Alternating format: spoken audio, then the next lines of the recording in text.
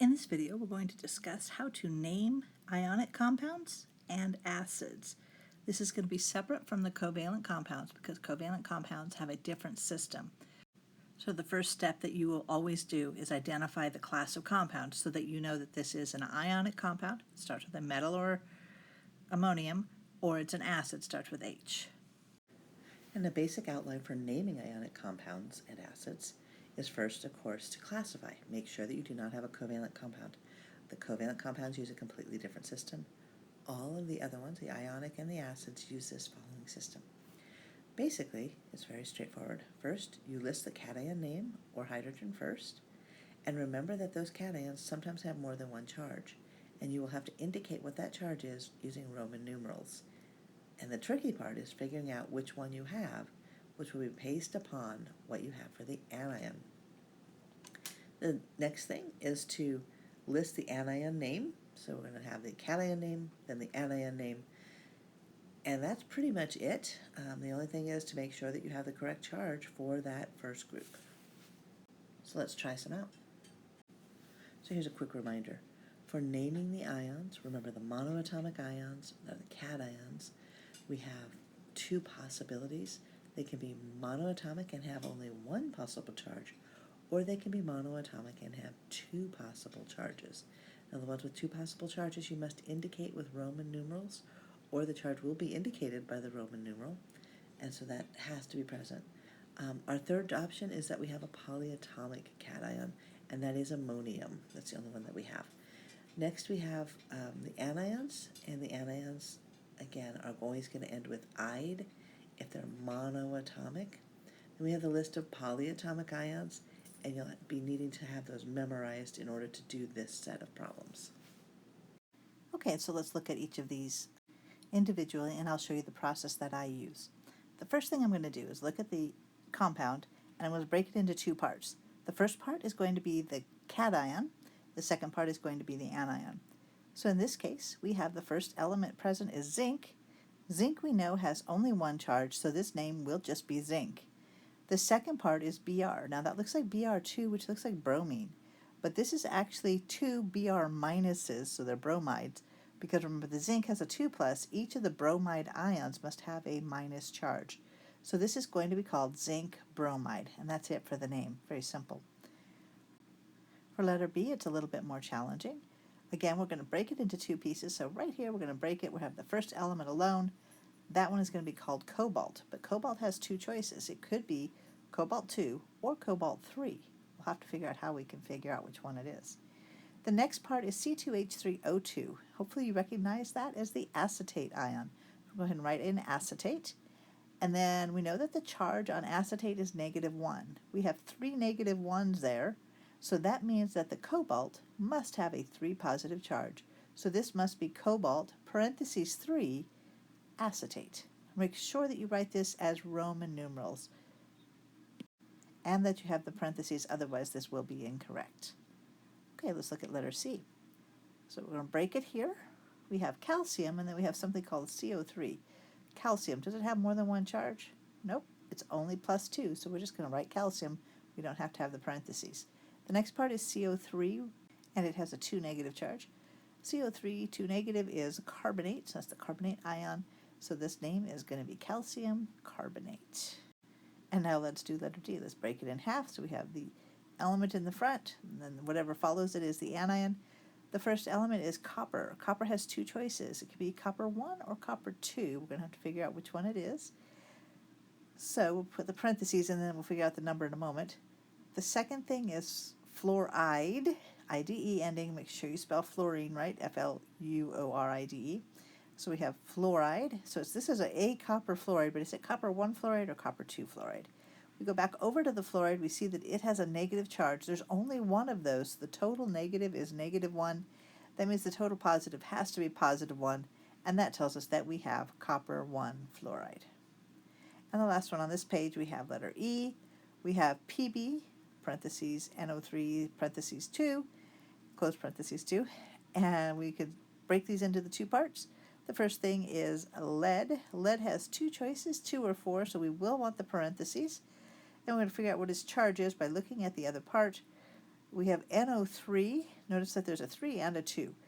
Inside where the NO is, there's 3 oxygens attached to that nitrogen, and that makes it nitrate. So we have lead something nitrate. Is it 2 or 4? We're going to go ahead and figure out the charge. Nitrate has a -1 charge. There are 2 of that group with a -1 charge for a total of 2 negatives. And that means our lead has a 2 positive, which tells us that this is lead 2 nitrate. And this page is going to be a you try it. So go ahead and pause your videos, name these, and then come back to me for the answers. All right, welcome back. Let's start with F. So we have SnS2. We're going to break this in half. We have Sn, which is just tin. Tin has 2 choices. It could be a 2 or a 4. We put that in parentheses and decide what it is in a moment. And then we have sulfur, which has a S2. That is sulfide. So that means this answer will be tin, parentheses something, we don't know if it's 2 or 4, sulfide. So let's go ahead and try to figure it out. We know that sulfide ion has a 2 negative charge. There are 2 sulfide ions, so the total here is 4 negatives. The total of the tin must be 4 positive because the charges have to be equal. And then we have only 1 tin, so that means that that tin must be tin 4. And since we know that this is tin 4, the answer will be tin 4 sulfide. And now let's try letter G. Start by taking it into its 2 pieces. The first one is a nonmetal, but we know that this is an acid, so we're going to follow the same naming pattern as we did with the ionic compounds. So it's going to start with H, so that means its name will start with hydrogen. There's only one possible choice, so we don't have to worry about the parentheses. The second part is Cl, which will be chlorides. The answer is hydrogen chloride. And let's go to letter H. We're going to break it into 2 pieces. Now this one kind of tricks people. Sometimes they think the hydrogen should come with the first one. But remember, when we're breaking this into the 2 pieces, the first one is generally just a single element with the exception of ammonium. So let's go ahead and break that off. We're going to have potassium only. Potassium only has 1 choice, so we don't have to worry about what the charges are.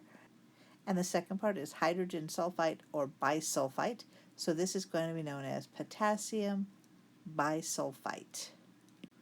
And for letter I, we have NaOH. We'll break it in half. We have the Na first.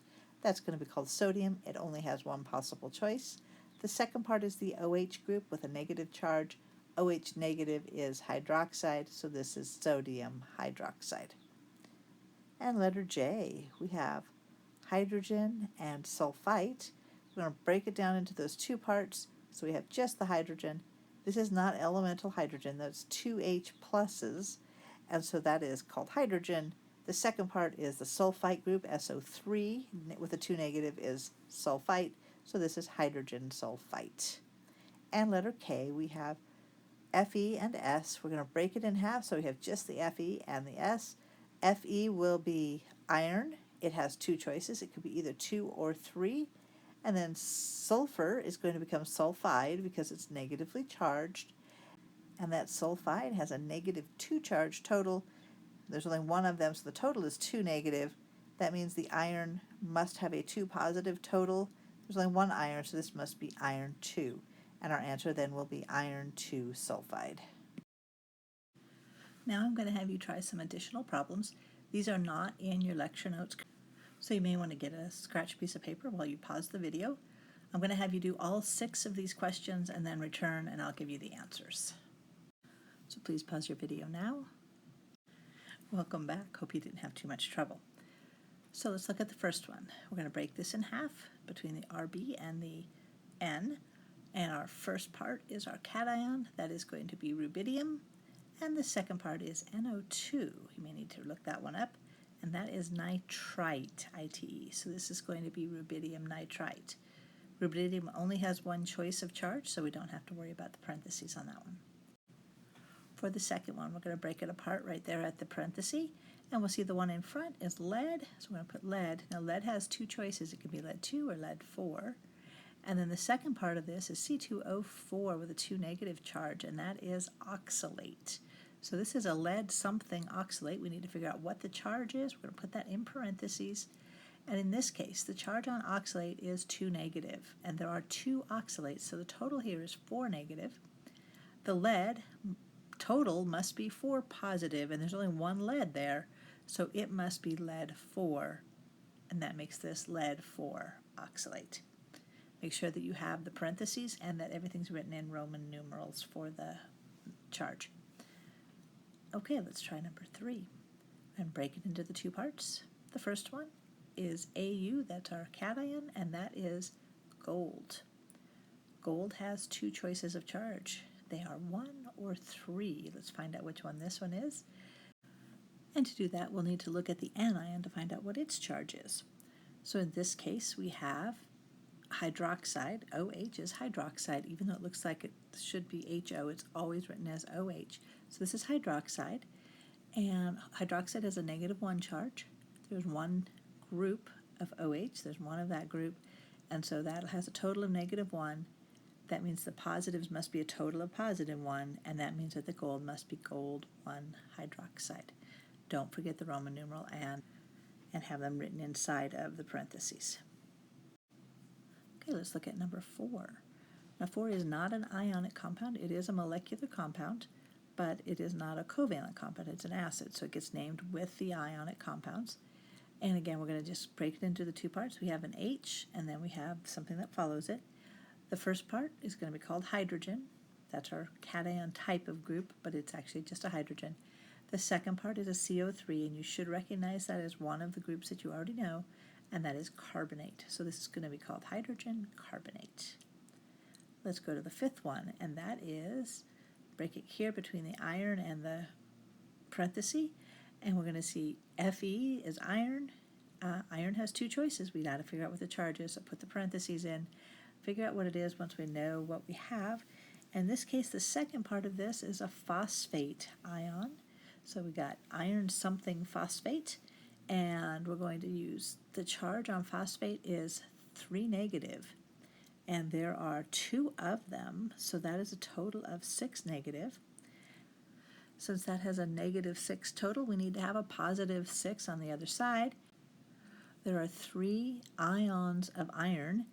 Each of them must have a 2+ charge so that the total will be 6 positive, and that gives us the answer of iron parentheses 2, Roman numeral, phosphate. So iron 2 phosphate. And the last one on this page has a little bit of different start. So mostly we've had just one element at the start. This is our exception. This is our ammonium ion, and it is our cation. So we're going to have NH4 as our cation, and that is going to be called ammonium. And then the second part of this is the HCO3, so there's another H in there. That is bicarbonate. So the name of this compound is ammonium bicarbonate. And now let's try a couple more. Okay, we're going to have you try it 5 more compounds. Pause your video, and then when you're done with these, restart the video, and then you'll see the answers. Okay, welcome back. So our first one, we're going to break it into 2 parts. We see we have zinc as our cation. There's only one choice of charge for zinc, so it's just zinc. And the anion is just chloride, so the compound is going to be called zinc chloride. For the second one, we're going to break it into its 2 parts, and that's right between the SN and the parentheses. So the first part is SN, which is tin. Tin does have 2 choices, and those are either 2 or 4. We're going to find out what it is. And then the second part is SO4, and that is a sulfate. So this is tin something sulfate. Let's find out if it's tin 2 or tin 4. So sulfate has a 2 negative. There are 2 of them, so that makes a total of 4 negative, and that means that the tin must have a 4 positive total. There's only one tin present, so that must mean it must be tin 4 sulfate. So 4 will be the charge. For the third one, we can see that we have the base, and we're going to go ahead and break it into its 2 constituent parts. The cation is Ba, which is barium. It has only one choice of charge, so we don't need to put in the parentheses. And then the second part is OH, and that is a hydroxide group. And this is just going to be called barium hydroxide. And the fourth one is going to have 2 parts again. So we're going to start with mercury, and then we're going to put parentheses because it could be mercury 1 or mercury 2. And then the second part is oxygen, which is going to just be oxide. So it's mercury 1 or 2, oxide. Let's find out which one it is. In order to do this, we need to look at what the total charge on the anion is, and that has a 2 negative. There's only one of them, so it's a total of 2 negative. That means that the total charge for the mercury must be 2 positive, and so we have 2 of them. They must each have a +1 charge. That means that this is mercury, Roman numeral 1, oxide. So this is mercury 1 oxide.